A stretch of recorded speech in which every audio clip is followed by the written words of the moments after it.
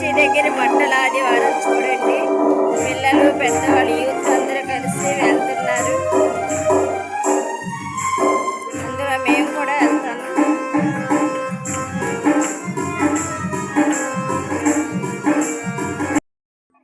ఏమో ఆలకేయటం మరి.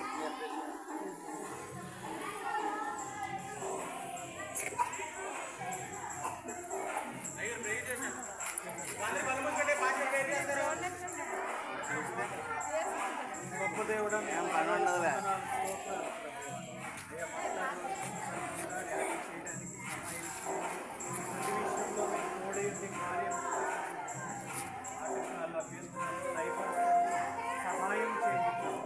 గాలి పూర్తయ్యేంత వరకు మీ సన్నిధి మాకు తోడుగా ఆ పాప పోవాలంటే నజరేయుడైన యేసుక్రీస్తు నామములో చేసిన దేవుడు, మానవుల కొరకు ప్రాణం పెట్టిన దేవుడు.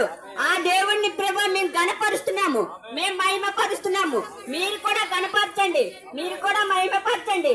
మీ రక్తంలోని ప్రభు మీ హృదయంలో ఒప్పుకుంటే మీ పాపములన్నీ క్షమిస్తాడు. యేసయ్య అంటే చాలు, యేసయ్య అంటే చాలు. ఆయన ప్రాణం పెట్టిన దేవుడు గనుక ఆ మాటని ఆలకించి ఆయన కరుణిస్తాడు. ఆయన తండ్రి ఆయన మహిమపరుస్తాడు, మిమ్మల్ని కాపాడుతాడు, మిమ్మల్ని రక్షిస్తాడు. ప్రతి విషయంలోనూ కూడా మీకు తోడుగా ఉంటాడు. ఆయన ప్రతి విషయంలోన, మీ నడవడిలోన, మీ దారిలోన, మీ ప్రవర్తనలోన ఆయన తోడుగా ఉంటాడు.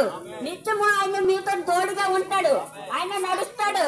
విజయశీలుడు, దయా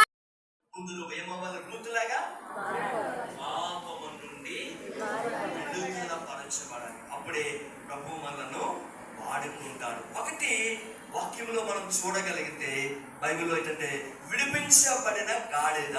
చెప్పండి, అంటే ప్రభువుకి నువ్వు కావాలంటే, ప్రభువుకి నేను కావాలి